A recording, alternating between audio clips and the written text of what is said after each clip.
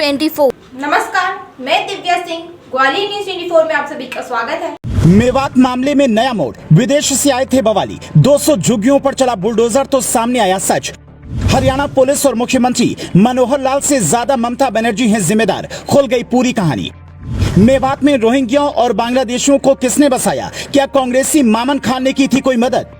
CM Manohar Lal ने जैसे ही योगी वाला रूप धारण किया, मेवात मामले की कहानी खुलने लगी। शुक्रवार सुबह मेवात की गांव में जब एक साथ दर्जनों बुलडोजर पहुंचे तो कोई सामान लेकर भाग रहा था तो कोई अपना पहचान पत्र ढूंढ रहा था। सैकड़ों की झुंड में महिलाएं बुलडोजर रोकने की कोशिश में थी, लेकिन योगी की सलाह पर मनोहर लाल ने साफ कहा था कि बुलडोजर तभी वापस लाना जब झुग्गियां जमींदोज हो जाएं। ये झुग्गियां रोहिंग्याओं और बांग्लादेशियों की थी। तो सवाल है, इन्हें बसाया किसने? सोशल मीडिया पर तरह तरह के दावे वायरल होते हैं। उन्हीं में से एक दावा यह भी है जिसे करीब 3 साल पहले कांग्रेस नेता अलका लांबा को एक बीजेपी नेता ने भेजी थी, जिसमें नासिर हुसैन रोहिंग्या रिफ्यूजी के हवाले से लिखा है, कांग्रेस ने हम लोगों को भारत में घुसवाया, तब हम हजारों में थे, आज हम लाखों में हैं और ज्यादा बच्चे पैदा कर रहे हैं। कर्नाटक, केरल, बंगाल और पंजाब में हमारा दबदबा है। बस जिस दिन बाकी के राज्यों में कांग्रेस और उसके समर्थन की सरकार बनेगी, उस दिन हम अपना रूप दिखाएंगे।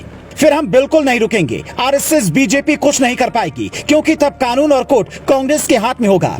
हालांकि ये दावा झूठ निकला, लेकिन दिल्ली से लेकर यूपी तक और हरियाणा के नूह में अब जो हुआ, उन सब में रोहिंग्याओं का बड़ा हाथ सामने आया है। तो सवाल है कि इन्हें इस्तेमाल कौन कर रहा है? बांग्लादेशी हो या फिर रोहिंग्या? वो पश्चिम बंगाल के रास्ते हिंदुस्तान में एंट्री लेते हैं। वहाँ ममता बनर्जी की सरकार उन्हें रोकती नहीं, बल्कि उनकी मदद करती है। इसीलिए आपने देखा होगा कि जब मेवात मामले पर सीएम मनोहर लाल ने यह कहा कि सबको सुरक्षा नहीं दी जा सकती, तो ममता बनर्जी तुरंत मीडिया के सामने आई और कहा कि सीएम मनोहर लाल बिल्कुल सही बात कह रहे हैं। लेकिन अगर यही हालत बंगाल में होती तो केंद्र तुरंत अपनी टीमें वहां भेज देती, लेकिन वहां चूंकि बीजेपी की सरकार है, इसीलिए कुछ नहीं बोल रही है। ममता का ये पूरा बयान राजनीतिक था, लेकिन इस बयान में रोहिंग्याओं के लिए हमदर्दी छिपी थी। ये शायद आप भी नहीं समझ पाए होंगे। ममता दीदी को लगा कि सीएम मनोहर लाल ने मान लिया कि सुरक्षा में चूक हुई है और अब जांच होगी और अवैध घुसपैठियों की तरफ सरकार का ध्यान नहीं जाएगा। पर ममता दीदी ये भूल गई कि सीएम मनोहर लाल लगातार योगी आदित्यनाथ से सलाह ले रही हैं और रोहिंग्याओं के प्रति बीजेपी का क्या रुख है, ये सब जानते हैं। खास बात यह है कि सिर्फ ममता बनर्जी ही नहीं, बल्कि कांग्रेस भी कभी रोहिंग्याओं के खिलाफ नहीं रही है।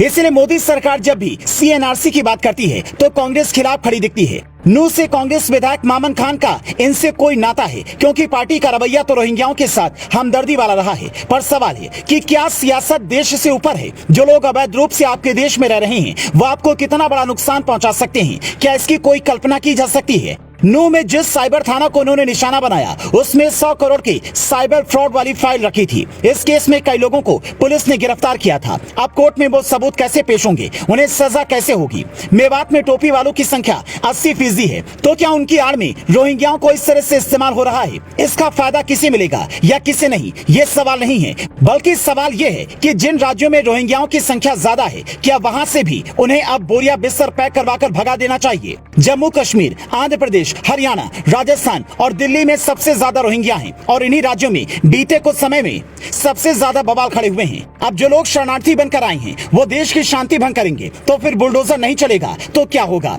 क्या रोहिंग्याओं के हितैषी इसका कोई जवाब देंगे? आज के लिए बस इतना ही। नमस्कार।